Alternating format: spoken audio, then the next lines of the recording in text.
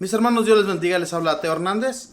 Mis hermanos, hoy día voy a compartirles la historia de San Pompilio, educador y predicador del año 1766. San Pompilio fue llamado el Taumaturgo de Nápoles.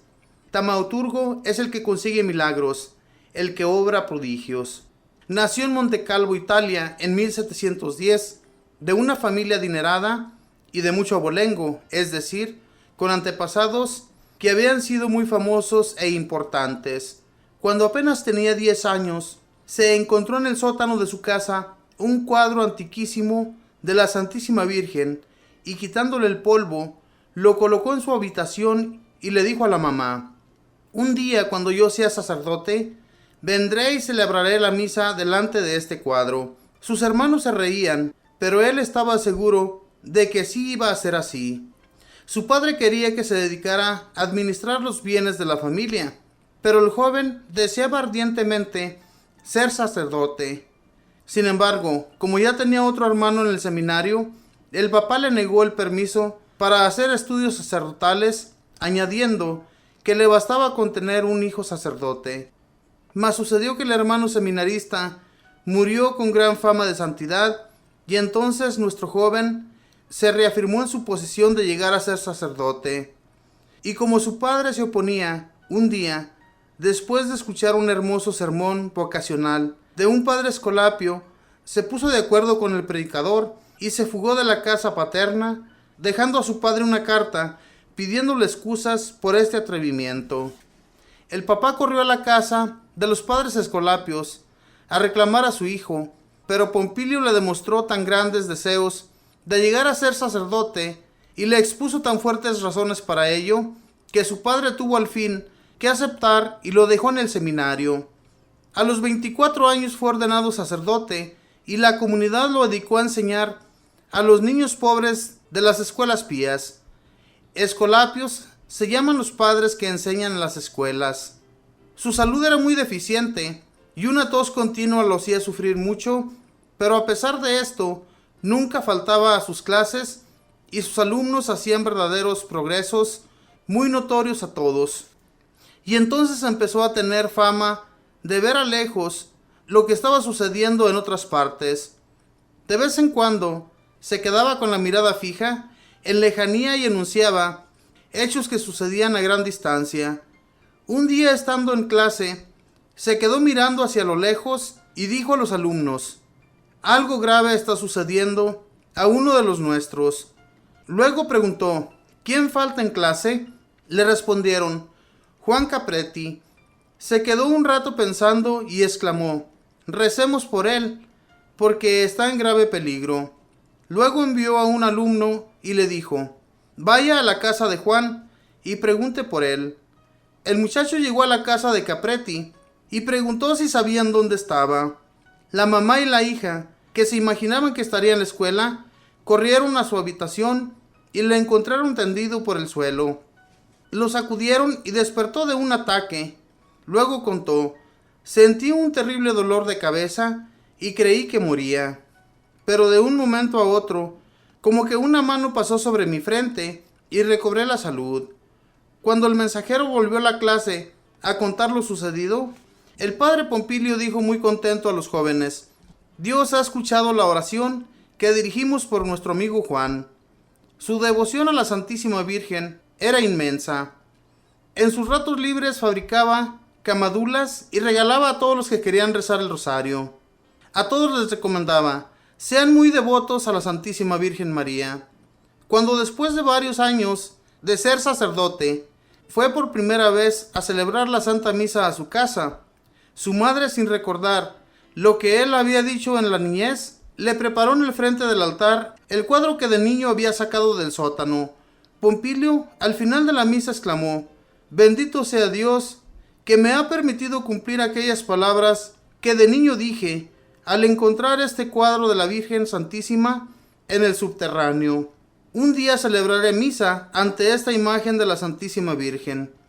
Los superiores lo enviaron de misiones a pueblos muy lejanos, donde no había sino campesinos y pastores pobres. Él andaba kilómetros y kilómetros y se le gastaban mucho los zapatos y no tenía dinero para reponerlos.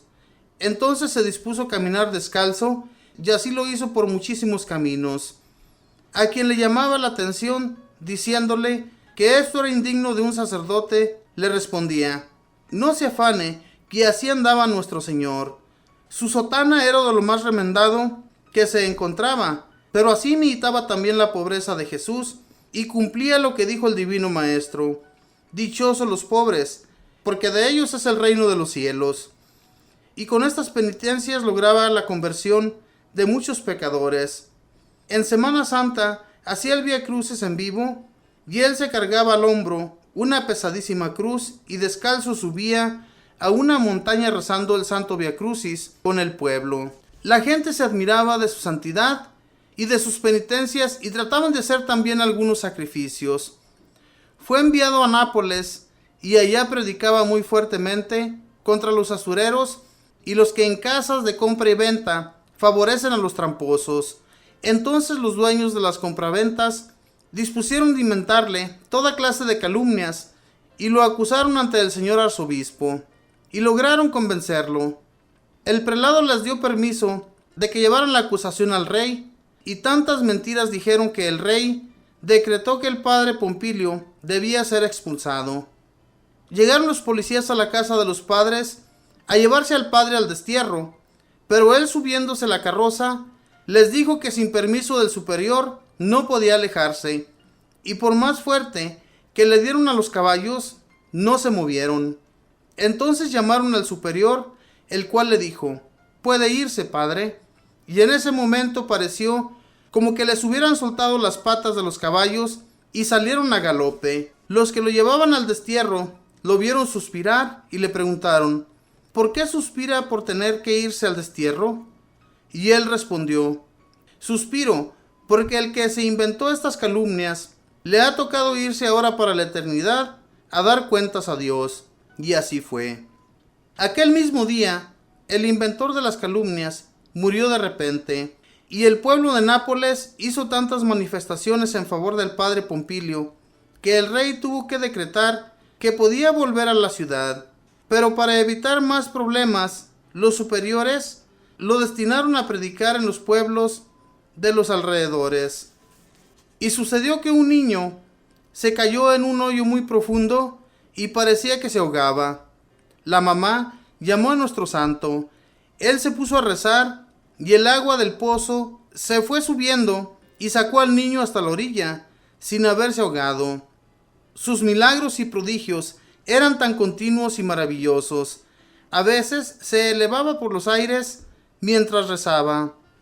Pero los agotadores trabajos por la salvación de las almas lo debilitaron, y en 1766, cuando apenas tenía 55 años, un día, en medio de sus compañeros religiosos, exclamó: «Oh, la Madre Preciosa, la mamá linda viene a llevarme al cielo», y murió dulcemente.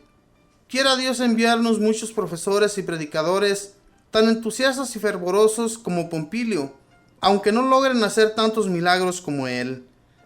Tened fe, y nada será imposible para vosotros. Mateo 17:20.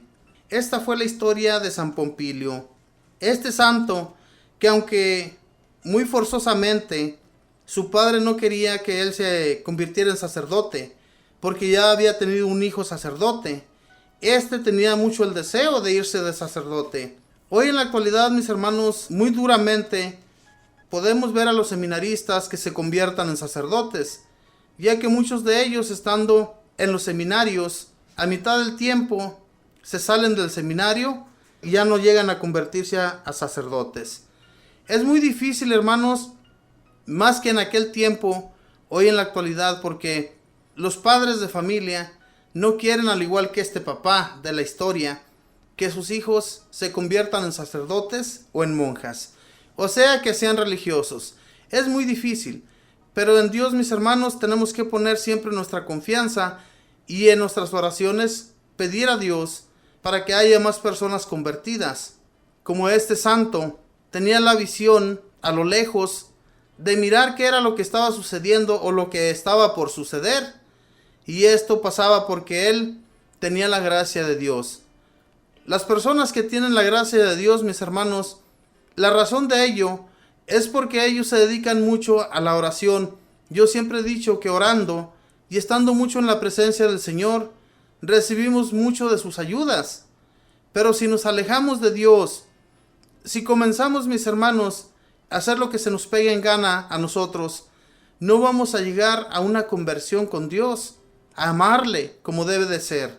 Y entonces, hermanos, en estos santos, nosotros nos tenemos que apoyar en imitar sus caminos, en imitar como ellos eran, para también un día poder llegar a la santidad y llegar a estar junto al Señor allá en una eternidad.